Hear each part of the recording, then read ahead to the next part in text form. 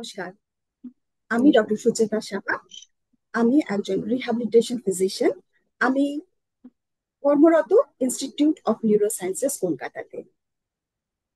আজকে আমরা আপনাদের সাথে একটি গুরুত্বপূর্ণ বিষয়ে আলোচনার জন্য উপস্থিত হয়েছি।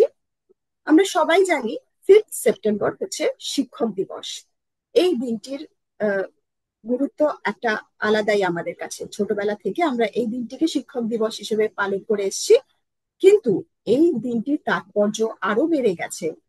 বিকজ কারণ আমরা এই দিনটিতে world spinal cord injury day হিসেবে সেলিব্রেট করতে চলেছি। প্রত্যেক বছরই আমরা এটা সেলিব্রেট করি। আমরা রিহ্যাবিলিটেশন ফিজিশিয়ানরা স্পাইনাল কর্ড ইনজুরি পেশেন্টদের মধ্যে এবং ডক্টরদের মধ্যে সচেতনতা বাড়ানোর জন্য এই দিনটিকে সিলেক্ট করেছি 5 September world spinal cord injury day হিসেবে। তো এই দিন উপলক্ষে আমরা আমাদের পেশেন্টদের সাথে কথা বলে বাকি স্পাইনাল কর্ড ইনজুরিদের পেশেন্টদের মধ্যে কিছুটা সচেতনতা বাড়ানোর চেষ্টা করব, তাদের আহ, মনোবল বাড়ানোর চেষ্টা করব, যাতে তারাও জানতে পারেন যে স্পাইনাল কর্ড ইনজুরি মানেই জীবনটা শেষ হয়ে যাওয়া নয়। স্পাইনাল কর্ড ইনজুরির পরেও উঠে দাঁড়ানো যায়, আবার কর্মজগতে ফেরা যায়, নিজের জীবনে ফিরে যাওয়া যায়। তো সেই সম্পর্কে আলোচনার জন্যই আজকে আমরা পেয়েছি আমাদের সাথে মিস্টার রাহুল পোদ্দারকে। হ্যালো রাহুল। ধন্যবাদ। তুমি তোমার সম্পর্কে একটু বলো, তোমার পড়াশোনা, তোমার কর্মক্ষেত্র সম্পর্কে আমাদের একটু বলো। নিশ্চয়ই। নমস্কার। তো আমার নাম রাহুল পোদ্দার। আমি bachelors of technology in computer science শেষ করেছি। তো আমার পেশায় আমি একজন কম্পিউটার ইঞ্জিনিয়ার। তো 2022 সালে আমার অ্যাক্সিডেন্ট হয়, যার ফলে আমার স্পাইনাল কর্ড ইঞ্জুরি হয়। And, তারপর আজ এই মুহূর্তে 2025 চলছে।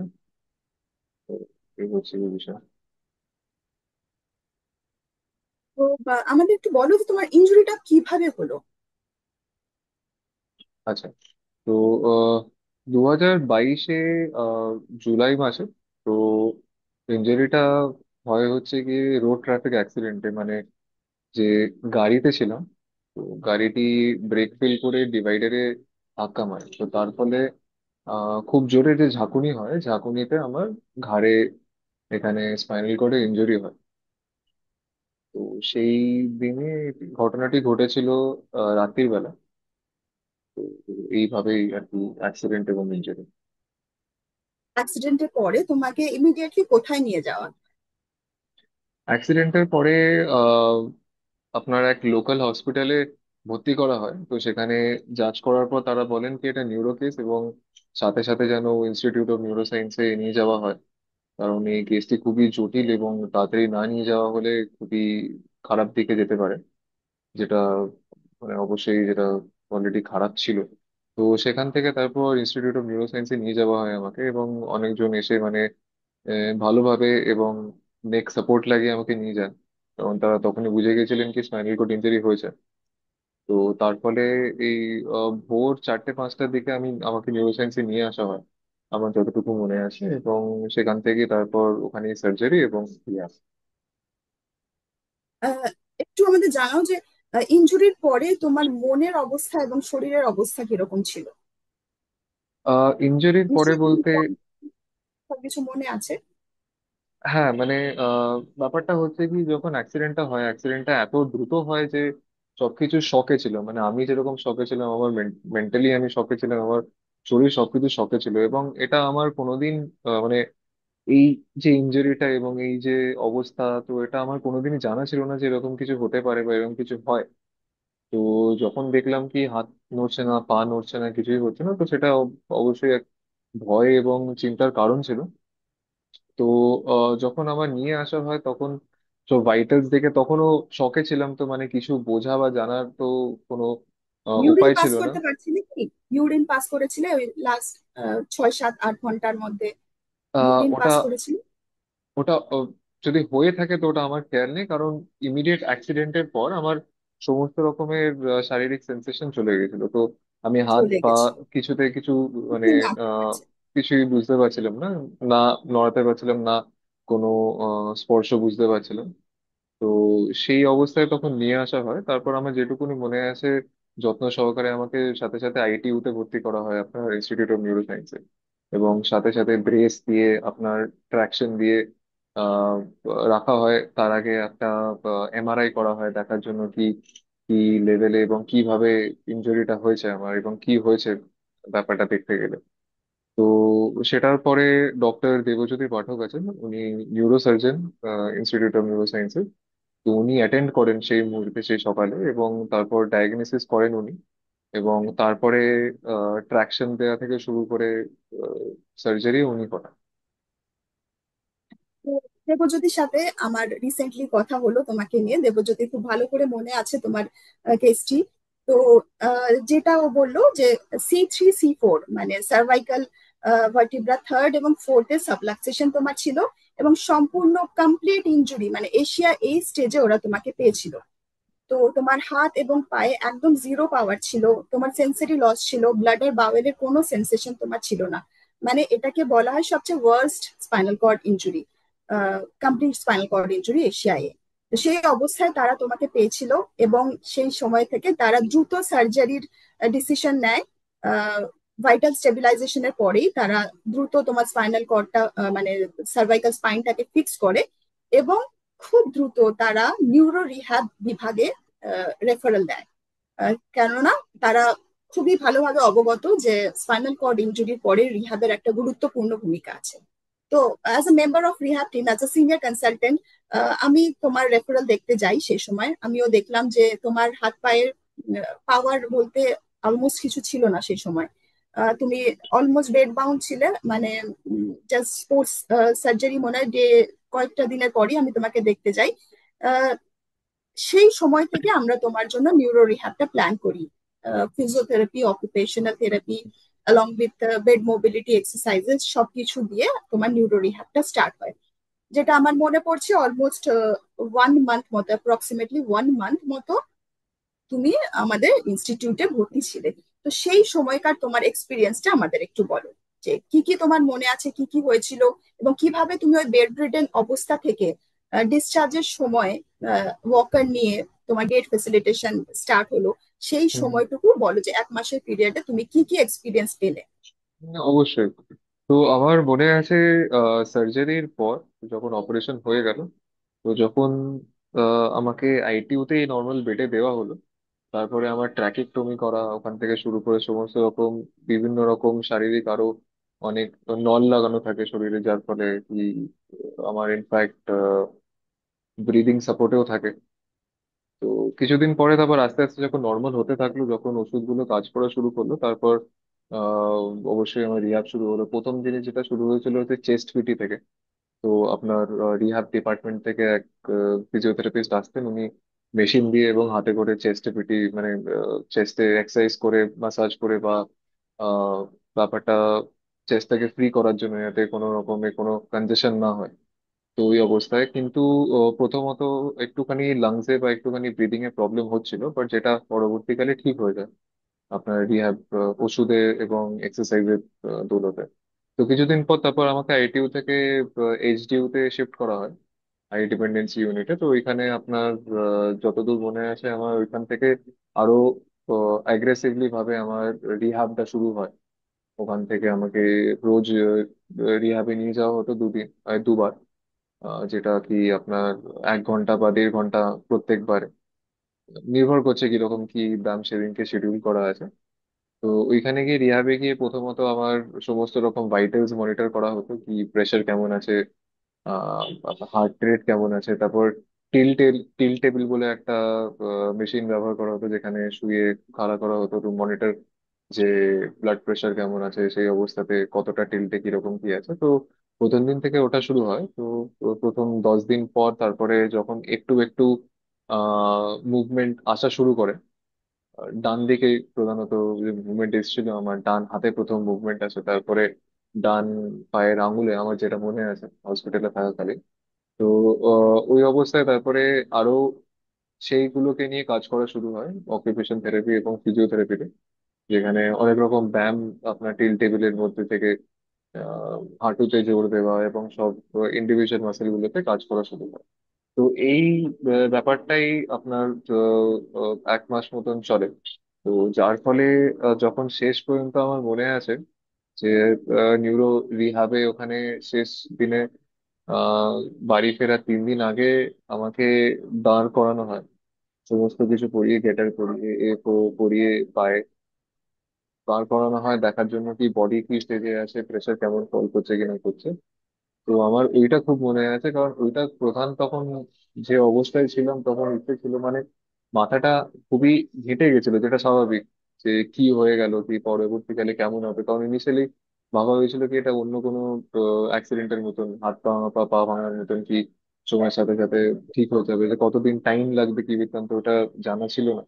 তো আস্তে আস্তে যখন আহ নিজেকে বোঝাতে পারলাম কিছুটা যে বিষয়টা কি কি রকম এবং কতটা খারাপ ভাবে ইনজুরিটা হয়েছে এবং কি ইনজুরি হয়েছে, তো তারপর থেকে রিহাবের আমার দেখার ভঙ্গিমাটা পাল্টে গেল, কিরকম করে কি করতে হবে। তো তখন থেকে শুরু হয় এবং বিভিন্ন রকম হাতের ব্যায়াম, পায়ের ব্যায়াম থেকে তারপরে আমার ডিসচার্জের 2 দিন আগে যেরকম আমি কিছুক্ষণ আগে বললাম যে দাঁড় করানো হয়, চেয়ারে নর্মাল বসানো হয় ব্যালেন্স দেখার জন্য। তো এই বিষয়গুলিতেই কাজ হয়েছিল ধীরে ধীরে। নিজের পায়ে দাঁড়ানোর পরেই রাহুল যে কথাটা আমাকে প্রথম বলেছিল, ম্যাডাম আমি বাড়ি যেতে চাই, আমি আর হসপিটালে থাকবো না, আমাকে ছুটি দিয়ে দিন। তো একদম ঠিক কথা। এখন বেশি দিন হসপিটালে থাকতে কারোরই ভালো লাগে না। তো 1 মাস পরে আমরা ওকে হোম রিহ্যাবিলিটেশন প্রোগ্রাম দিয়ে ডিসচার্জ করলাম। এবং ও আমাদের এতটাই ভালো পেশেন্ট, এবং ও রেগুলার ফলো আপে এসেছে এই দীর্ঘ 2022 থেকে আজ 25 সাল অব্দি কখনো ওর ফলো আপ মিস হয়নি। এবং খুব ভালোভাবে ও হোম বেসড রিহ্যাবিলিটেশনের প্ল্যানটাকে মেনে চলেছে। তো এই সূত্রে আমরা একটু ব্লাডার বাউল কন্ট্রোলের ওপর ফিরে যাই। প্রথম দিকে আমরা জানলাম যে তোমার খুব একটা ব্লাডার বাউল কন্ট্রোল ছিল না, ক্যাথেটার নিয়েই তোমাকে বাড়িতে ছাড়া হয়। তারপরে আস্তে আস্তে ক্লিন ইন্টারমিটেন্ট ক্যাথেটারাইজেশন তোমাকে করানো হয়। এবং কতদিন পরে তুমি আবার ভয়েডিং এর পাওয়ারটা ফিরে পেলে?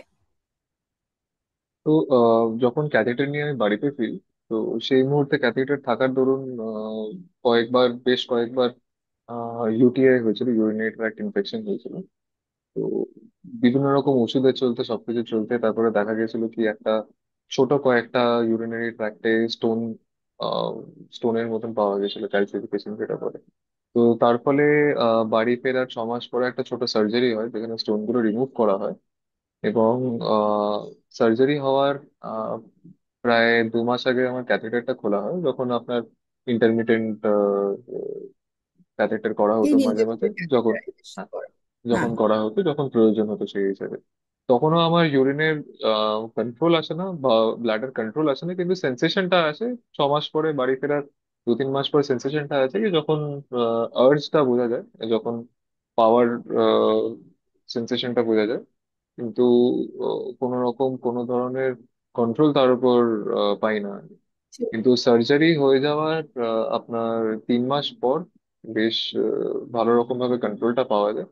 এবং যে ইনফেকশনটা হয়েছিল, ইনফেকশনটাও তার দরুন, সার্জারির দরুন ঠিক হয়। স্টোন গুলো বাদ দেওয়ার পরে তারপরে ওষুধ চলাকালীন আপনার ইনফেকশনটাও ঠিক হয়ে যায়। তো মোটামুটি ব্লাডের আপনার ব্লাডারের কন্ট্রোল বলতে গেলে 1 বছর লাগে আহ, আপনার সেন্সেশনটা এবং কিছুটা কন্ট্রোল পাওয়ার জন্য। পুরোপুরি পাওয়া যায় না।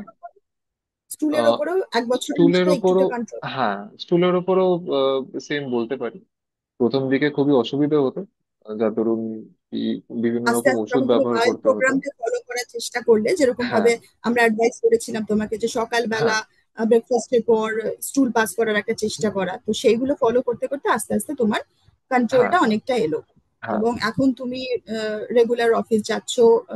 তাতে তোমার অনেকটাই মানে বাউল প্রোগ্রামটা রেগুলারাইজ হয়ে যাওয়াতে তোমার অনেকটা সুবিধা হয়েছে, হ্যাঁ। তাই আমার তো? প্রতিদিন প্রতিদিন কাজের দরুন যখন ওঠা হয় আপনার ঘুম থেকে, বা যে টাইম থাকে, যে হুম, কাজের যে হুম। ঘন্টা থাকে, তো সেই হিসেবে বাথরুমের যে প্রোগ্রামটা আছে, তো ওই প্রোগ্রামটাতে প্র্যাকটিস করতে করতে আস্তে আস্তে কিছুটা আগের থেকে আস্তে আস্তে অনেকটাই কিছুটা বেটার হয়েছে। improve করেছে। হ্যাঁ, ইমপ্রুভ করেছে, আগের থেকে অনেকটা ইমপ্রুভ করেছে।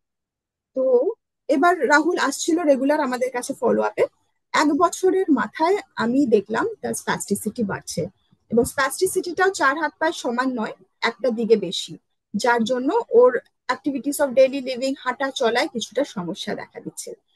সেই মুহূর্তে আমরা প্ল্যান করলাম ওর জন্য বটুলিনাম টক্সিন ইনজেকশন।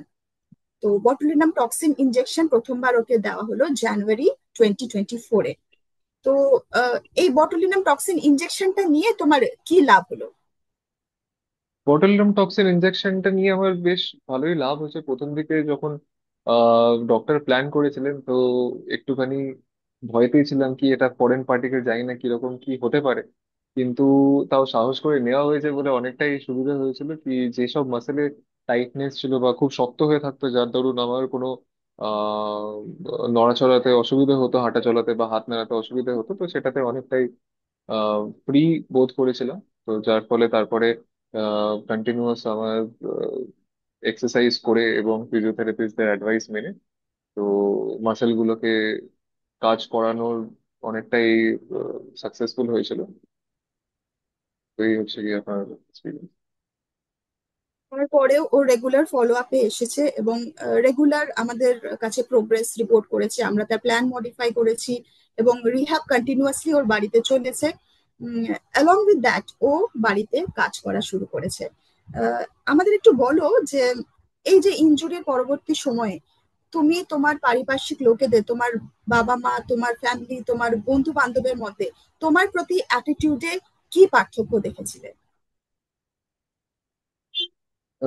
অ্যাটিটিউডে পার্থক্য তো সে প্রচুর পাল্টে গেছিল। কারণ হচ্ছে গিয়ে কি এটা যে অবস্থাতে আমি ছিলাম, বাড়িতে ছিলাম, তো সেটা কোনোভাবেই স্বাভাবিক।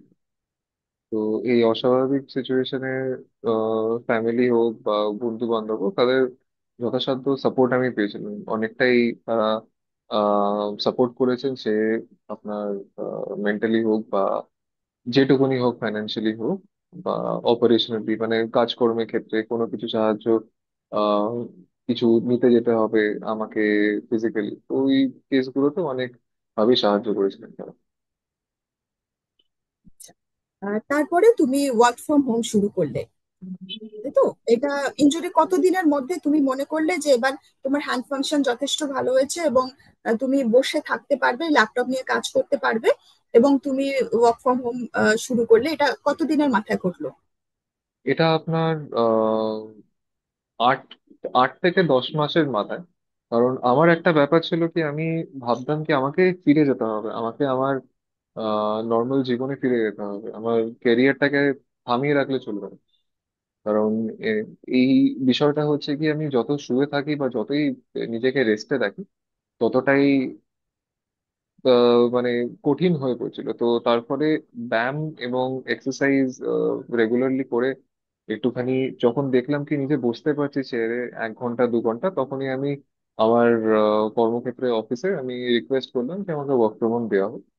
তো আমি এপ্রিল 2023, এপ্রিল 2023-এ আমি আহ, শুরু করি আমার কাজ। আবার আমি শুরু করি ওয়ার্ক ফ্রম হোমে, তো রিমোটলি আমি বাড়ি থেকে তখন থেকে কাজ করছি। তো ইনজুরির 1 বছর হওয়ার আগেই তুমি ওয়ার্ক ফ্রম হোম চালু করলে, এবং সেক্ষেত্রে তোমার কি কোনো অসুবিধা হচ্ছিল তোমার হ্যান্ড ফাংশন নিয়ে, বা তোমার বসে থাকা, এই যে তোমার সেন্সিটি লস, এর জন্য তোমার কিছু অসুবিধা, কখনো প্রেশার আলসার দেখা দেওয়া, এই ধরনের কোনো কমপ্লিকেশন হয়েছিল?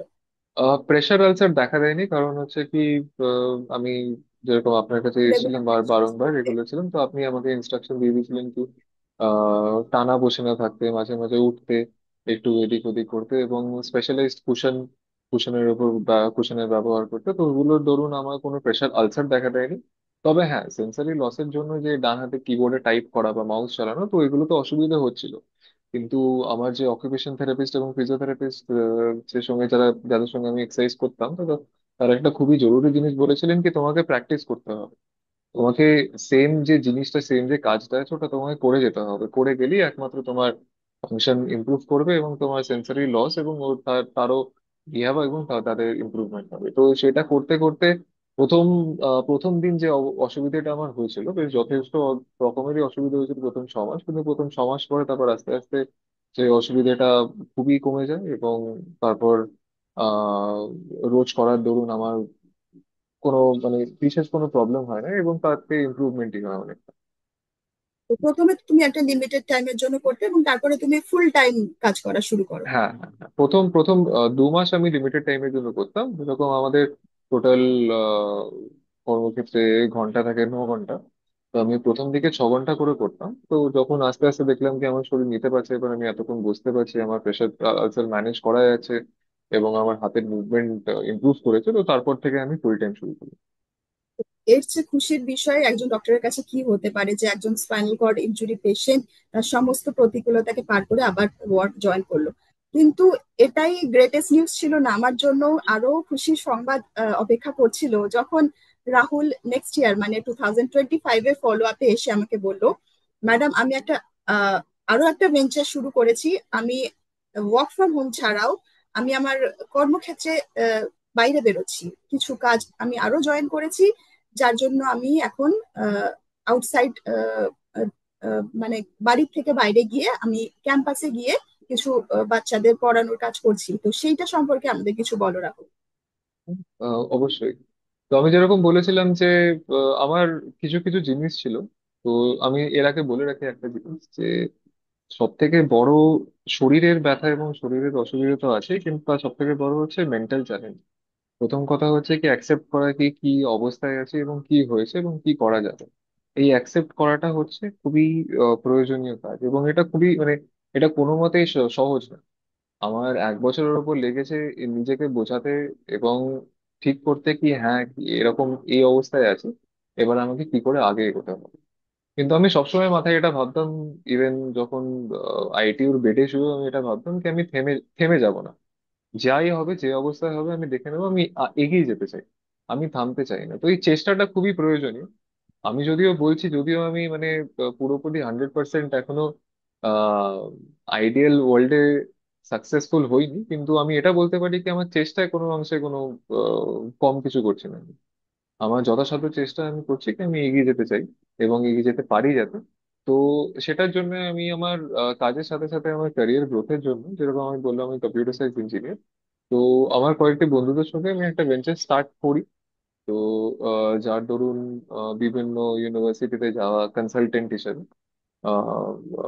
ইন্ডাস্ট্রিয়াল কনসালটেন্ট হিসেবে, তো তাদের সঙ্গে ইন্টারাক্ট করা এবং প্লেসমেন্ট এবং আর্টিফিশিয়াল ইন্টেলিজেন্সের উপর কাজ করা। এছাড়াও নিজের পড়াশুনো জারি রাখা, কি যাতে আহ, যে যে দিন ঘনিয়ে আসছে এবং যে নতুন নতুন টেকনোলজি আসছে, এতে যাতে পিছিয়ে না পড়ি। আমার কোনো অংশে নিজের শরীর খারাপের জন্য যেন যে স্পাইনাল কর্ড ইনজুরি যেন আমার কোনো রকমের পিছু টান না হয়ে যায় যে আমার ক্যারিয়ারে আগে বাড়ার জন্য। তো এটা একটা আমার নিজের নিজের প্রতি নিজের চ্যালেঞ্জ, যে আমাকে এগিয়ে যেতে হবে। আমার যে অবস্থা হোক না কেন শরীরে, মানে ওটা যেন পিছু টান না হয়। তো সেই হিসেবেই শুরু করা, সেই হিসেবেই এবার আহ, প্রথম স্টেপটা নেওয়া হয়েছে। তো আগে দেখা যাক কত দূর হবে। খুবই খুশির খবর। আমাদের বলো যে এনভায়রনমেন্টাল ব্যারিয়ার গুলো তুমি কি করে অতিক্রম করলে? তোমার তো বাড়িতেও সিঁড়ি আছে শুনেছি, এবং সিঁড়ি বেয়ে তোমাকে নামতে হয় এবং একটা জায়গায় যেতে হয়, সেখানে ব্লাডের বাওয়েল কি করে ম্যানেজ করো? তো সেই জিনিসগুলো আমাদের একটু বলো, যাতে বাকি স্পাইনাল কর্ড ইনজুরি বন্ধুরাও একটু তোমার কথা শুনে উৎসাহিত হন, যে ঘর ছেড়ে তাদের কর্মক্ষেত্রে জয়েন করতে আবার। অবশ্যই। তো সিঁড়ির ব্যাপারটা হচ্ছে যেরকম আপনি বলেছিলেন কি আমার প্রথম অবস্থা ছিল যখন চার হাত পা কিছুই নড়তো না। তো সেখান থেকে আমি থাকি 4 তলায়, তো 4 তলা ওঠানামা করাটা আমি মানবো কি মানে না বুঝলেও একটা বিশাল বড় অ্যাচিভমেন্ট। তো সিঁড়ির ব্যাপারটা হচ্ছে যখন প্রথম হাঁটা শুরু করি, তো আমার যেহেতু সিঁড়ি ছাড়া কোনো উপায় নেই, তো আমার ফিজিওথেরাপিস্টের সঙ্গে আমি কাজ করে সিঁড়ি ওঠা এবং নামাটা আমি নিজেকে শেখাই। তো ওনাদের সাহায্যে শেখাই এবং এই এক্সারসাইজটা আমি রোজ করতে থাকি।